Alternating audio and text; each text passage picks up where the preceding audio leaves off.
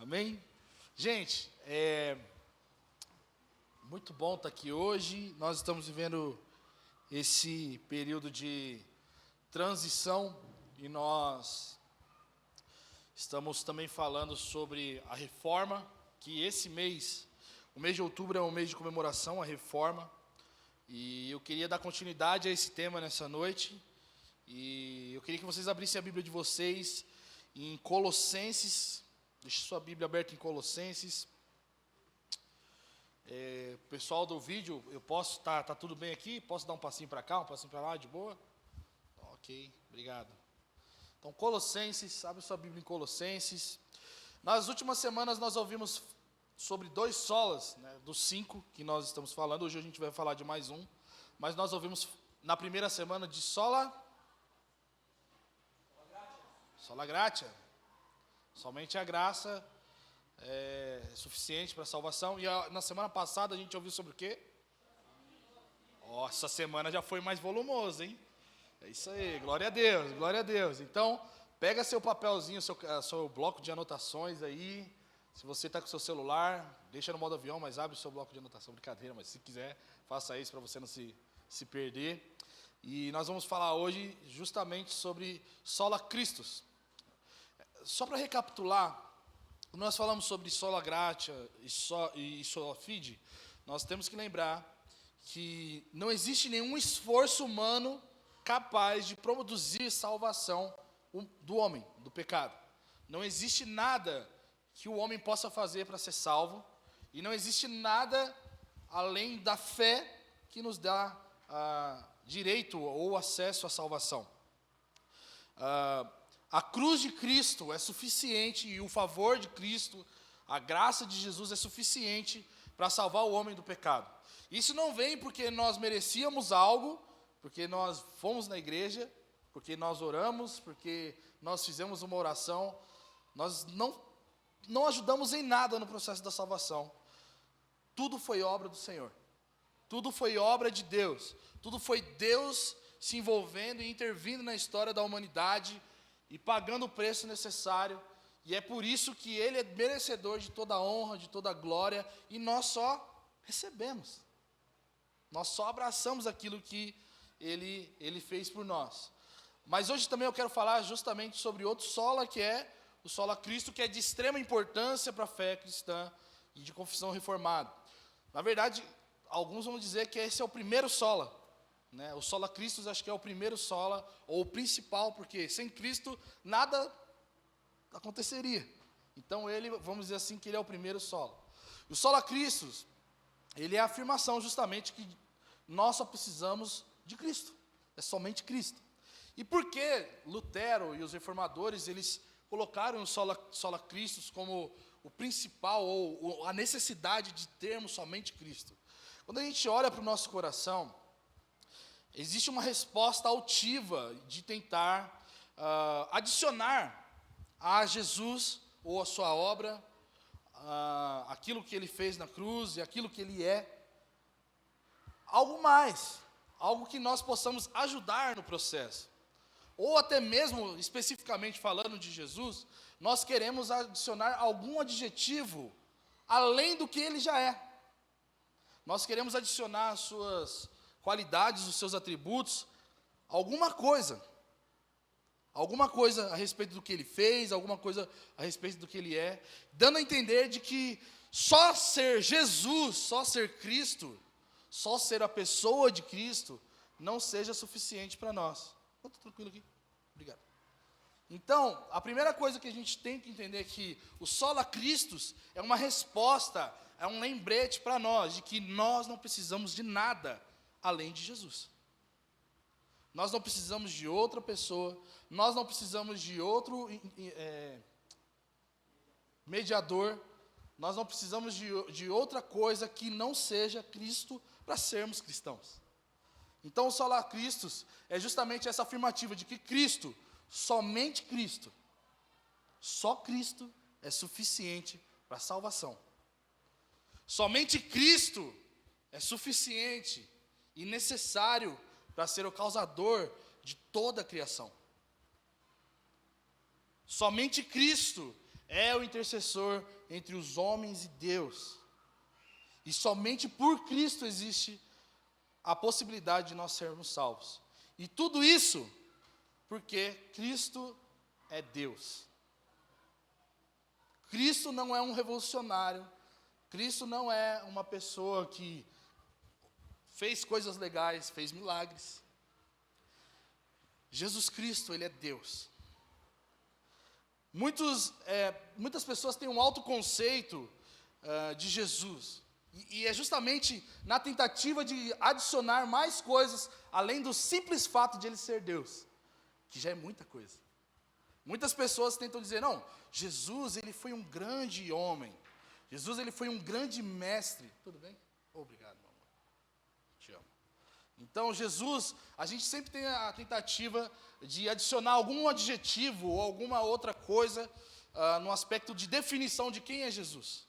Então, a gente fala que Ele é um grande mestre. Muitas pessoas vão falar que Ele é um grande revolucionário. Ele é um líder religioso. O exemplo de ser humano. Nós queremos sempre abraçar outros adjetivos a respeito de Jesus.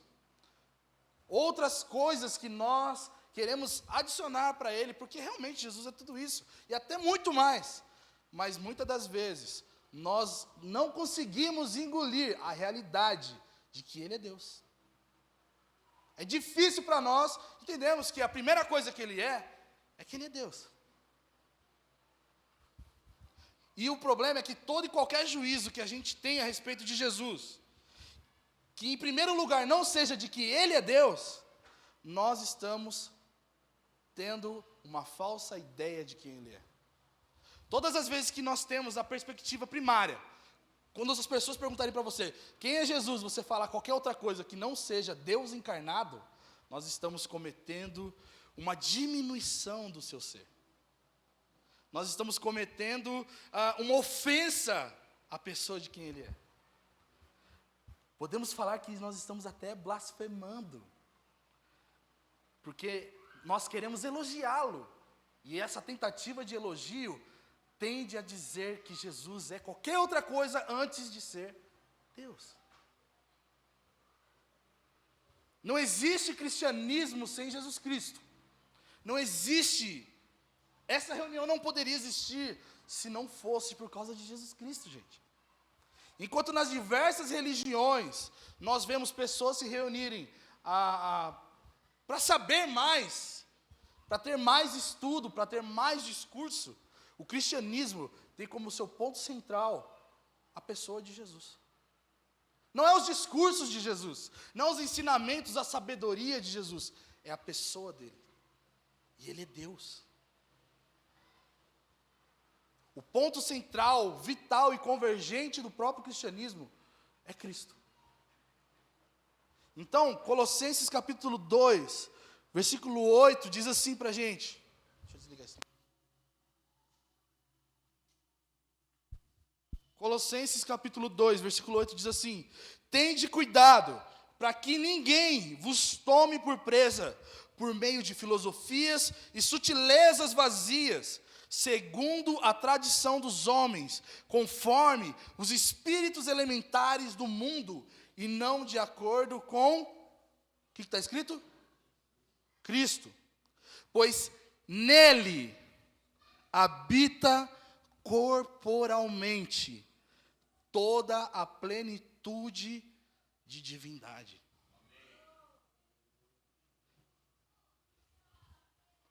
Vamos lá.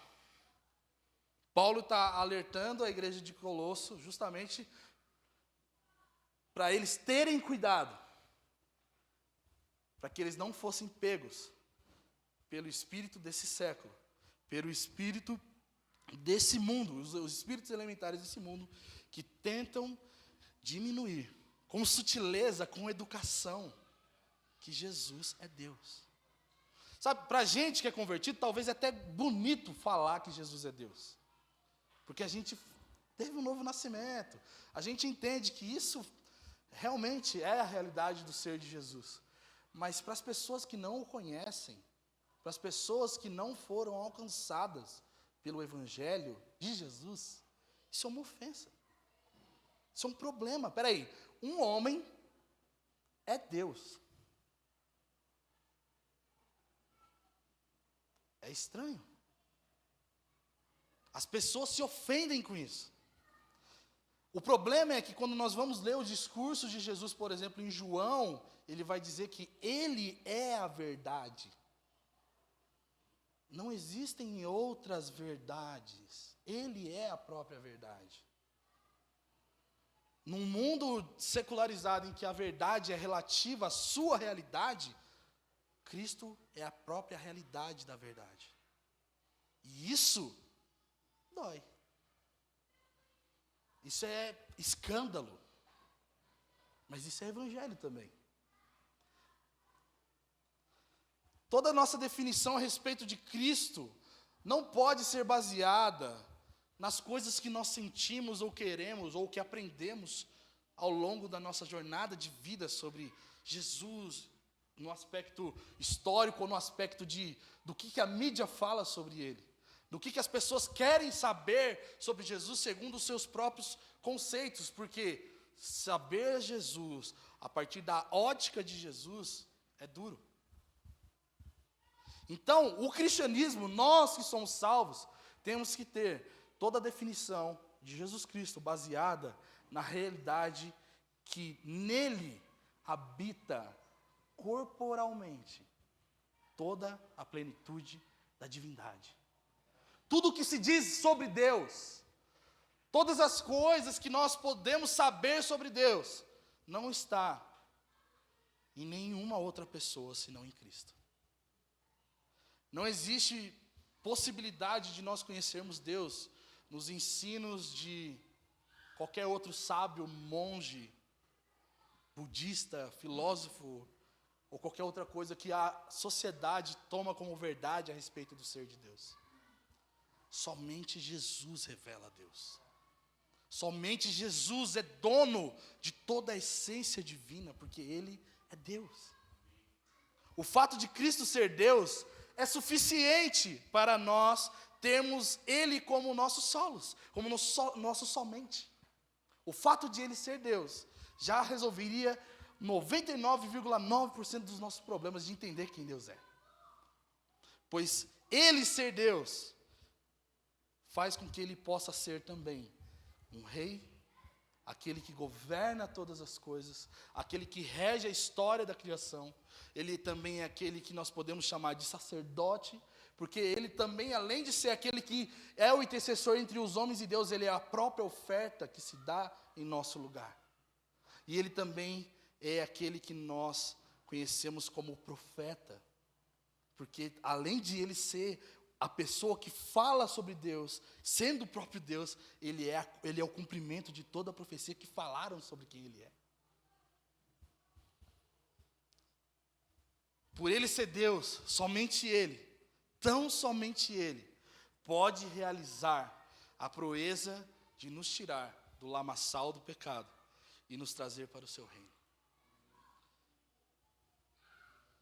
Porque não existe possibilidade de homens perdoarem a maior ofensa que nós cometemos contra Deus, senão o próprio Deus intervindo. Não existe possibilidade de nós produzirmos misericórdia pelos nossos próprios esforços em Deus, se não for esse Deus misericordioso para conosco. Não existe a possibilidade de nós conquistarmos Deus, porque tudo que Deus vê em nós, se não fosse pelo teu Filho, seria pecado. É por meio de Cristo que nós temos acesso à obra redentora. É somente por Jesus. Só Jesus. E isso já é suficiente para nós. Assim, quando a gente vai ler Colossenses capítulo 1, versículo 13 ao 15.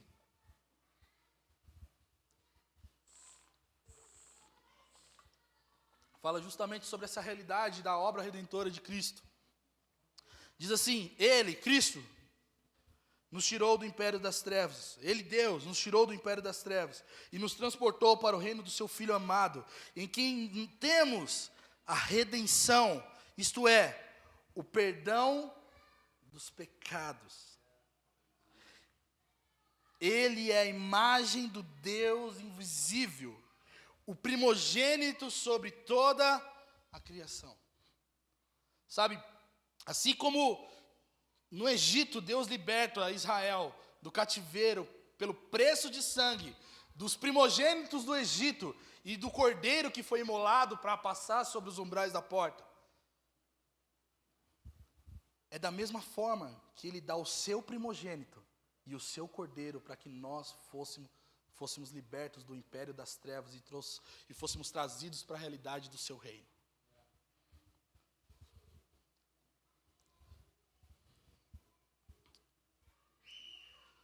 Essa redenção diz respeito não somente à lista de coisas que fazemos ou deixamos de fazer, mas faz com que a nossa natureza seja mudada.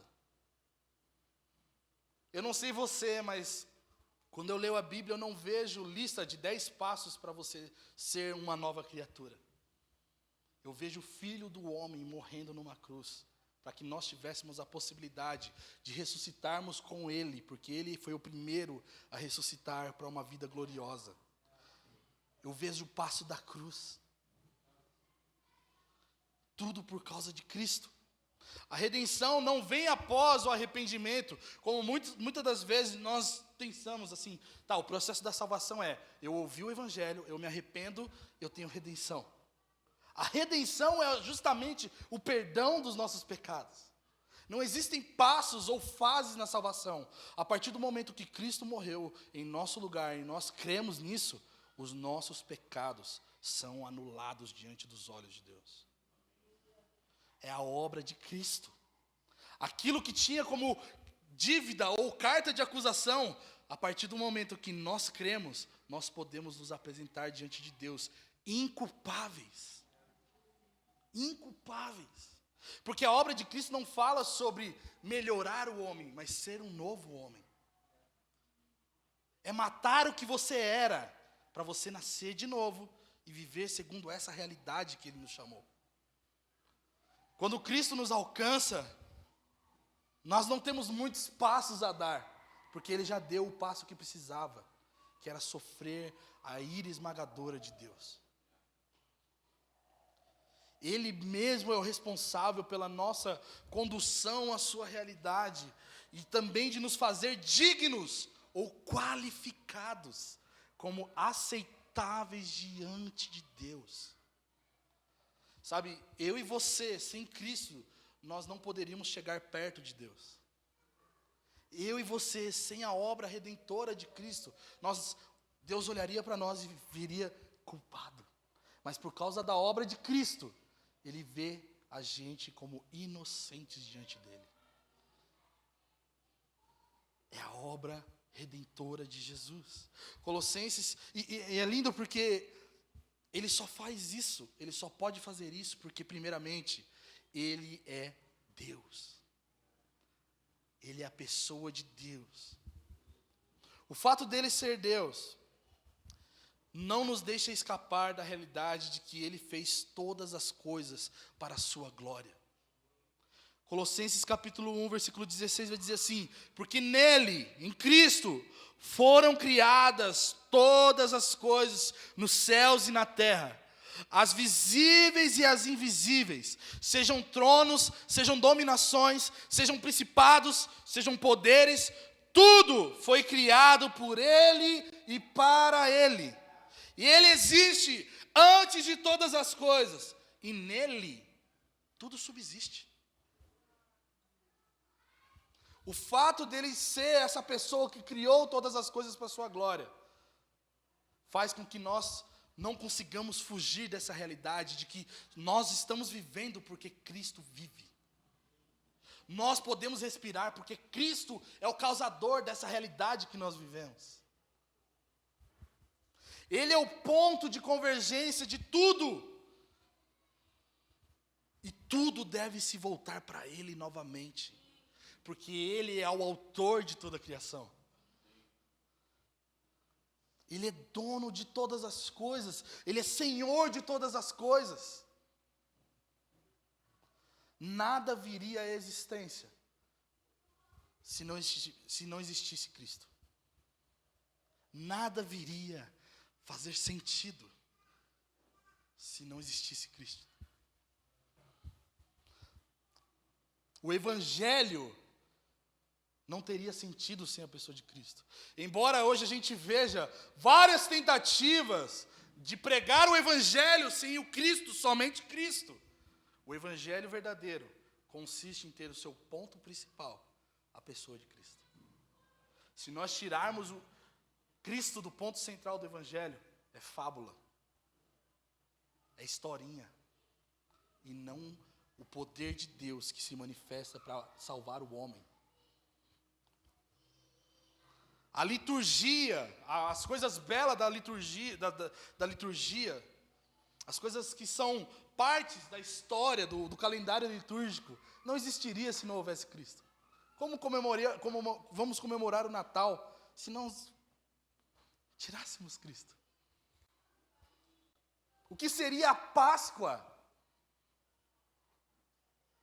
A realidade é que constantemente existe um atentado contra Deus, em que nós queremos anular isso. A secularização traz esse atentado.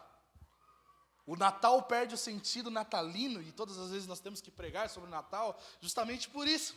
Por quê? Porque o Natal se tornou algo festivo, comemorativo e comercial sem Cristo. E nós precisamos trazer a essa realidade de que Cristo, somente Cristo é suficiente. Presentes não são suficientes. Presentes não vão tirar a gente das chamas do inferno. Cristo sim. Amém. A Páscoa é só ovo de chocolate. Os ovos de chocolate vão fazer com que a gente queime mais no inferno. A realidade é que Cristo nos arrebata desse reino caído para a sua realidade por causa da sua pessoa e somente a sua pessoa. Tudo sem Cristo é vazio. Tudo sem Cristo, as nossas reuniões seriam latas batendo. Por isso que nós precisamos voltar a ter cultos cristocêntricos. Cultos em que Cristo é exaltado do início ao fim, Cristo é anunciado. E não 5 formas de você ser um bom marido. Porque as formas de ser um bom marido estão em Cristo. As formas de sermos bons filhos estão em Cristo. Nós precisamos nos converter a Cristo, gente. A realidade é que a gente é pouco cristão. A gente está procurando uma filosofia de vida para dar aquele selo de aprovado para nós mesmos. Quando a realidade de que o Evangelho e Jesus Cristo é o selo que nos compra da realidade caída. E ela condena a nossa realidade caída. O fator determinante do cristianismo ser a verdade absoluta, e isso incomodar muitas pessoas, está não no conjunto de regras morais e éticas que o cristianismo prega. Não é sobre você casar virgem, não é sobre você ser contra o aborto, é ser de Cristo. E isso já incomoda muito. O cristianismo é a verdade absoluta por ter Cristo centralizado na sua realidade. Não é sobre sermos apoiadores dos códigos morais, da cultura judaico-cristã. É sobre termos Cristo como nosso Senhor. É sobre termos Cristo e sermos submissos à sua vontade, sermos submissos àquilo que Ele nos pede. É sobre termos Cristo como Rei. E uma das coisas que nós falamos é justamente isso. Jesus, Cristo é Rei. Jesus reina e governa sobre todas as coisas. Mas principalmente sobre sua igreja. Porque a igreja vai sentir a realidade do governo de Cristo com mais literalidade do que as pessoas desse mundo. Porque essas pessoas estão cegas para esse governo. As pessoas não estão inseridas na família de Cristo, elas não estão inseridas na realidade de que nós estamos agora no reino de Deus. E isso faz com que elas não percebam que dentro do reino de Deus, as coisas não são como nós queremos. Isso implica que todas as coisas feitas dentro da igreja, elas não podem e nem é possível competir com as coisas que o próprio Cristo determina na sua igreja. Não existe forças dentro da igreja. Se Jesus é realmente o Senhor da igreja, as forças humanas são casquinhas que ele pode chutar a qualquer momento, como ele tem nos chutado, porque ele é dono da igreja. Colossenses capítulo 1, versículo 18, vai continuar dizendo assim: ele também é a cabeça do corpo, que é a igreja. É o princípio primogênito dentre os mortos, para que em tudo tenha o primeiro lugar. Porque foi da vontade de Deus que nele habitasse toda a plenitude. Cristo é quem comanda a igreja. Cristo é quem reina dentro da igreja. Nós não estamos aqui para vocês ouvirem boas músicas e ouvirem eu pregar. Nós estamos aqui para reverenciar o Rei de todas as coisas. A partir dessa realidade que nós estamos aqui. E nós, sabendo que Ele nos tirou do império das trevas e nos trouxe para o seu reino de amor, nós não podemos ficar mais indiferentes dentro de uma comunidade como essa, ao ponto de nós não conseguirmos não falarmos uns com os outros, ao ponto de nós não termos comunhão uns com os outros, porque se isso acontece, ou Cristo não reina sobre você, ou você é um rebelde dentro desse reino. Mas Ele vai dar um jeito em tudo isso. Ele é Senhor sobre toda a igreja. Ele é dono da igreja. Ele comprou a igreja com seu sangue. Não é com coisa barata, gente. É com seu próprio sangue que Ele nos constituiu reino de sacerdotes. É com a sua própria vida, com o seu próprio desejo, com suas próprias afeições que Ele nos alcançou. Cristo é dono da igreja. Cristo é o comandante de toda a igreja. O presbitério de uma igreja deve ser submisso ao senhorio de Cristo. Os líderes da Imago Dei não são submissos ao Web ou a mim. Devemos todos olhar para Cristo e temermos a Ele, porque isso que nós estamos fazendo nesse lugar não é ajuntamento qualquer, mas o ajuntamento solene daqueles que foram alcançados por essa graça. Não é sobre fazermos uma reunião, é sobre nós nos reunirmos ao redor de Cristo. Ele é o primeiro a ressuscitar para uma vida eterna, para um corpo incorruptível. Por isso ele é chamado de primogênito entre os mortos, porque toda essa congregação, toda essa igreja, todas as pessoas que ele comprou com seu sangue, aguarda pela mesma manifestação do que aconteceu com Ele, que é nosso Senhor. Nós não estamos aqui reunidos para você ir amanhã e perdoar seu patrão. Nós estamos aqui reunidos porque nós aguardamos o que aconteceu com Jesus, de Ele levantar do túmulo, aconteça conosco. A glorificação que aconteceu no corpo de Jesus aconteça conosco, porque Ele prometeu isso a nós. Porque Ele venceu a morte para isso. Toda a autoridade da igreja, sobre qualquer governo, sobre qualquer principado e potestade, não emana dela mesma. Não emana do quão influente ela é numa sociedade. Não emana de quão ela é referencial de igreja para uma cidade. Talvez Deus nos plantou nessa cidade para nós nunca sermos relevantes na prefeitura. Talvez Deus nos colocou nessa cidade para nós nunca sermos uma igreja de nome, que não passe de 100 membros, mas que essa igreja seja governada pelo Cristo que morreu na cruz por ela. E isso faz com que nós tenhamos toda a autoridade, não porque nós temos contatos na prefeitura, não porque o pai da Mari foi prefeito várias vezes na cidade, não porque eu e o Web vamos fazer aliança. Não é sobre isso, é sobre o poder de Cristo governando sobre a igreja. A nossa autoridade está na autoridade do rei da igreja. Não está sobre a sua influência. Não está sobre o quão nós somos influentes. E sabe, nessa última estação, Deus pegou tudo aquilo que nós achávamos que nós tínhamos e apertou mesmo, porque é bom que Ele aperte. É bom que o nome dEle seja o mais famoso do que o nosso nome. Porque essa igreja é dEle. Todo o poder que a igreja pode ter não emana dos homens poderosos, não emana de quem vai ser o próximo presidente. O poder da igreja vem do Cristo que foi crucificado. Colossenses capítulo 2, versículo 13 vai dizer assim: e a vós, quando ainda estáveis mortos nos vossos pecados e na incircuncisão da vossa carne, Deus vos deu vida juntamente com Cristo, perdoando todos os nossos pecados e apagando a escrita de dívida que nos era contrária e constava contra nós em seus mandamentos. Removeu-a do nosso meio, cravando-a na cruz, e tendo despojado os principados e poderes, os expôs em público, e na mesma cruz triunfou sobre eles.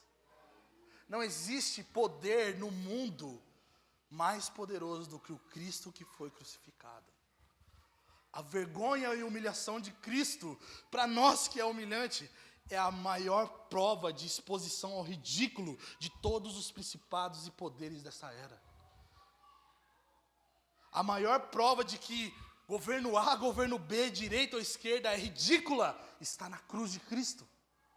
Porque Ele expôs todos os poderes, todo o principado, toda a potestade que poderia, de certa forma, se orgulhar do seu próprio poder, dizendo: quem manda em toda a criação sou eu, o crucificado, aquele que criou todas as coisas e pagou o preço de sangue para ter todas essas coisas para mim mesmo.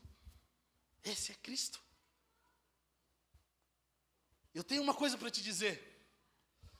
Eu sei que pode soar duro, me perdoa, mas vou tentar não ser duro. Você é alvo do amor de Deus, sim. Mas você não foi salvo porque Jesus te amou. Jesus amou ele tanto primeiramente. Ele está mais preocupado com a glória dele primeiramente do que com o seu coração. Ele nos atende em nossas fraquezas, mas tudo deve dizer respeito à realidade de quem Cristo é. Todo sofrimento, toda dor que eu e você vamos passar nessa vida vai refletir em glória a Cristo. Logo, não é sobre a nossa história, sobre o nosso mundo, sobre as nossas rejeições, as nossas amarguras. É sobre o Cristo que foi crucificado e nos comprou para a sua glória. Não é sobre as suas tentações, eu estou lutando. É sobre o Cristo que triunfou sobre todas as tentações. É sobre o Cristo que pagou o preço para nos apresentar irrepreensíveis diante dele. É sobre a glória de Jesus, da sua obra. Não é sobre coisas, não é sobre dores, é sobre Cristo.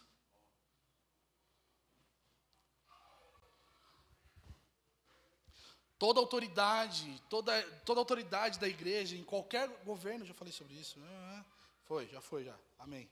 Toda a nossa vida, toda a autoridade sobre demônios e até mesmo sobre os governos dessa era, vem do fato de nós sermos comprados pelo sangue de Jesus.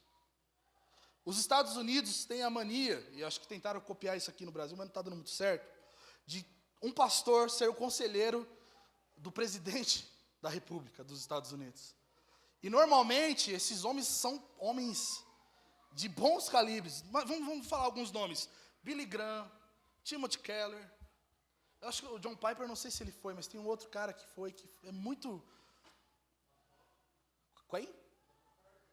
John MacArthur, verdade. Todos esses homens sabem, ou devem saber, que a autoridade que eles têm sobre qualquer homem dessa terra, inclusive o presidente da maior nação do mundo, não emana deles, emana de Cristo. Porque Cristo nos levou ao mesmo, nos fez nos assentar nas regiões celestiais com Ele, acima de todo poder, acima de qualquer tipo de autoridade que possa reger sobre o povo, sobre essa realidade. A igreja está acima de todos eles. E tudo não vem de nós.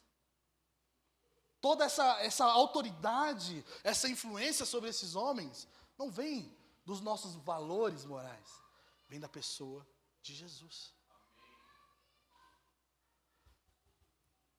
Nada nesse mundo pode ser maior, necessário e suficiente para a igreja ser poderosa.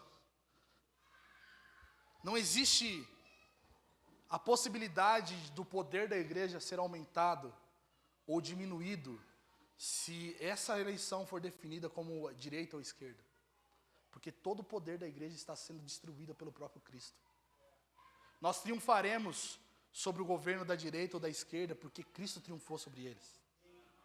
Nós estaremos acima de qualquer realidade porque Cristo já fez isso.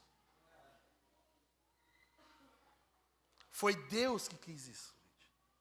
Não foram os homens. O versículo 19 diz que foi da vontade de Deus que em Cristo habitasse toda a plenitude. Foi Deus que foi intencional em fazer com que nós dependêssemos somente de Jesus. E não estou falando que nós precisamos depender de Jesus para algumas coisas, é para todas as coisas. Foi de propósito que nós fomos feitos para a sua glória e não para a fama de nós mesmos. Foi de propósito que Deus, Cristo, somente Ele, fosse fonte de todo prazer, para que nós pudéssemos nos contentar com Ele, e somente com Ele. A igreja deveria entender, de uma vez por todas, que a fonte de toda a bênção não está nos padrões desses homens. A fonte de toda a bênção está no seu rei, que é Jesus.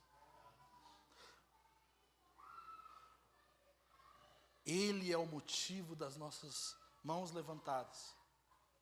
Ele é o motivo de nós reconhecermos que Ele é o Cordeiro de Deus que tira o pecado do mundo. E nós não podemos adicionar nada ou oferecer a Ele algo que seja maior do que Ele mesmo, porque Ele é, por si mesmo, suficiente para nós. Jesus também é aquele que intercede por nós. Diante de todas as pessoas, quem seria melhor para interceder por nós, senão aquele que suportou a fraqueza e as debilidades da humanidade? O Deus que se fez homem para sofrer e pagar o preço da ira de Deus, é aquele que faz o caminho para que nós nos acheguemos a Deus. Colossenses 1:20 vai dizer assim: e havendo feito a paz pelo sangue de sua cruz, por meio dele, reconciliasse consigo mesmo todas as coisas, tanto as que estão na terra como as que estão no céu. A vós também, que no passado eres estrangeiros e inimigos no entendimento por causa das vossas obras. Agora, ele vos reconciliou no corpo de sua carne, pela morte, a fim de vos apresentar santos e inculpáveis e irrepreensíveis diante dele. A morte de Cristo, ela era necessária para que a santidade de Deus fosse satisfeita. Ela é voluntária, porque ninguém podia tirar dele a sua própria vida, porque ele é Deus. Ela era substitutiva, porque ele morreu, sofrendo a pena dos nossos pecados. Ela é propiciatória, pois essa morte faz paz entre homens e Deus. E ela é suficiente para todos os homens, suficiente para os que creem que Ele é aquele que faz a purificação dos nossos pecados, como também é suficiente para tornar culpado de sua morte aquele que não é eleito do Senhor.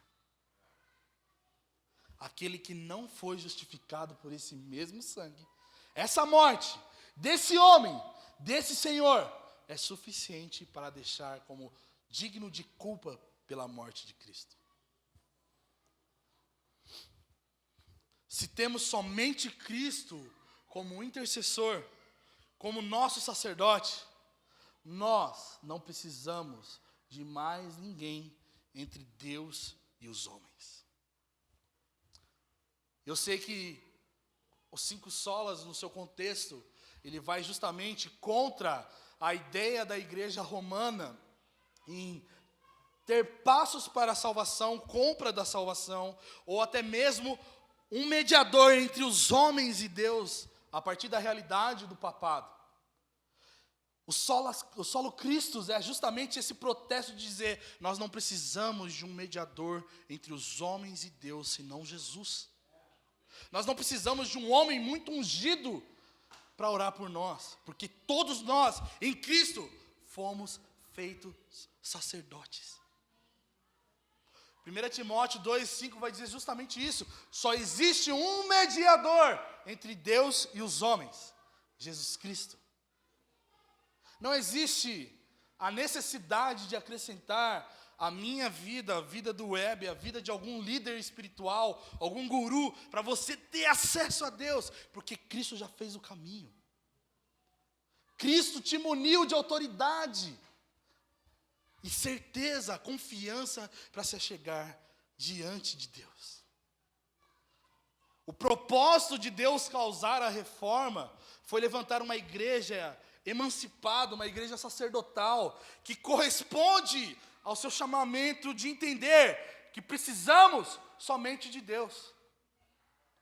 Nós só precisamos somente da obra de Cristo. Nós só precisamos da sua graça. Nós só precisamos da sua palavra. É causar nos nossos corações aquilo que os primeiros discípulos tinham. E entendiam que somente Ele tinha as palavras de vida eterna. E que se levantava o questionamento, para quem iremos se não for o Senhor? Para onde iremos se só Tu tens as palavras de vida eterna? Aonde nós nos esconderíamos? E eu quero finalizar lendo Mateus capítulo 27.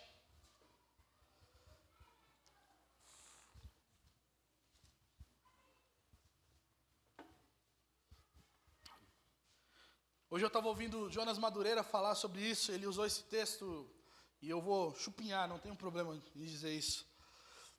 Falando justamente sobre essa realidade que nós precisamos ter, de uma consciência de quem é Cristo e o que Cristo representa para nós.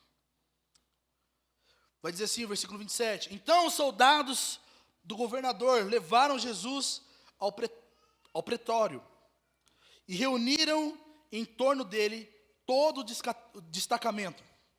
E despindo, vestiram de um manto vermelho muito brilhante. E fizeram uma coroa de espinho e a puseram na sua cabeça.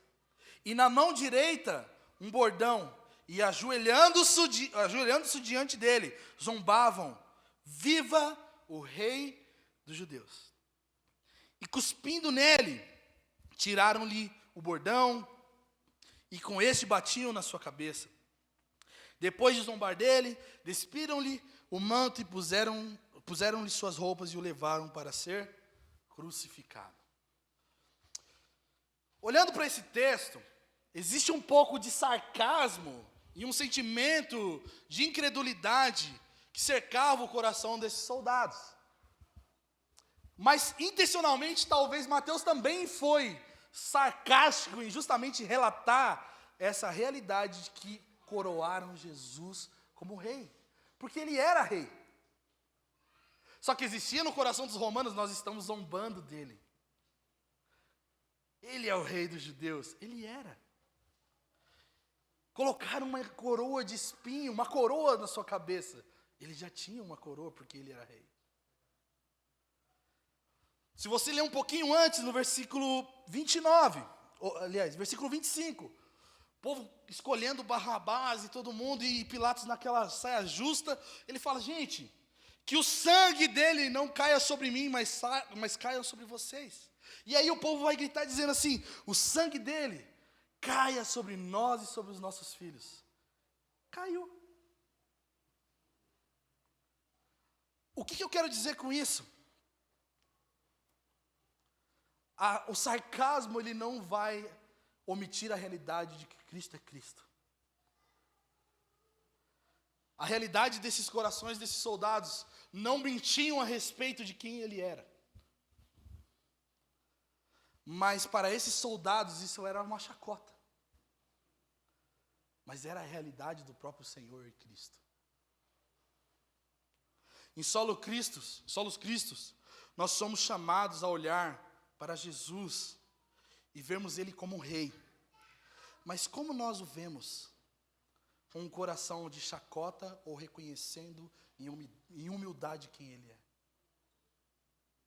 Nós olhamos e dizemos que cai seu sangue sobre nós, ou entendemos que esse sangue é capaz de nos purificar de todo pecado e realmente caiu sobre nós. Solos Cristos revela a realidade, mas será que nós estamos prontas para vê-la? Será que a necessidade e somente o entendimento de que Cristo é suficiente faz sentido para você nessa noite, de você se apegar a isso e você não depender de mais ninguém, ou você só vai sair daqui nessa noite e vai para sua casa e vai ligar para alguém que você precisa porque você é dependente emocional dessa pessoa? Se nós professamos que Cristo é suficiente, nós não precisamos de mais nada e de mais ninguém. Se nós não estamos prontos a viver o entendimento de que Cristo é suficiente, que pode ser uma verdade aqui nessa noite, como nós vamos agir diante disso? Nos humilhando e nos curvando diante de quem realmente Ele é, ou nós vamos viver indiferentes a Ele? Porque esses soldados estavam sendo indiferentes, mas a realidade é que Cristo é Rei. Hoje, Deus nos chama para Solos Cristos, não para uma realidade sarcástica ou uma realidade indiferente à realidade do ser de Jesus, mas para nós, como igreja, o reverenciarmos e que nós viemos depender dEle. Quando João grita, eis o Cordeiro de Deus que tira o pecado do mundo, muitos não entenderam, mas João sabia quem ele era. Nós não precisamos de mais um Messias para salvar a igreja da imoralidade, porque Cristo já fez isso por ela. Nós não precisamos de um homem para guardar a igreja da perseguição, porque Cristo guarda ela. E se Ele não guarda, Ele está fazendo com que nós caminhemos o mesmo caminho que Ele caminhou, que foi o caminho da cruz. Nós só precisamos de Jesus. Hoje de tarde eu estava lembrando disso e eu sei que muitos de nós fomos feridos pela igreja, feridos por líderes, feridos por pais espirituais, feridos pelos ungidos do Senhor deste século. E sabe, é culpa deles mesmo, mas também é culpa nossa, porque nós não reverenciamos Cristo como Ele é. Por trás de um abuso espiritual existe alguém que não vê Jesus como realmente Ele é. E Deus nos chama hoje para tirar o véu dos nossos olhos. Deus nos chama hoje para nós olharmos e vermos que Ele realmente é o Rei da Glória. Deus nos chama hoje para nós olharmos e contemplarmos aquele que não tem começo e nem fim de dias. Aquele que antes da história já era. Antes de você aparecer na vida dos teus pais, Ele já era Deus. Ele é aquele que controla todas as coisas. Ele é suficiente para nós. Somente Cristo é suficiente para nós. Queria que você ficasse em pé no seu lugar.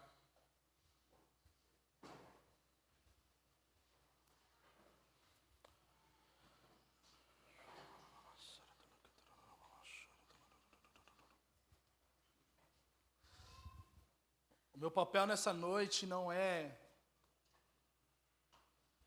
Pode deixar. Meu papel nessa noite não é arrotar bons conhecimentos sobre solos Cristo, porque é um assunto extremamente abrangente. Meu chamado nessa noite é ser uma trombeta aos nossos corações e falar: nós precisamos nos voltar para o Cristo crucificado. Nós precisamos olhar e ver que o Rei da Glória está vindo. Porque Ele já reina em nosso meio. Porque nós já o conhecemos.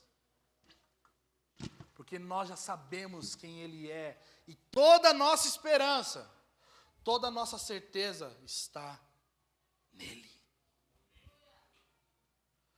Feche seus olhos.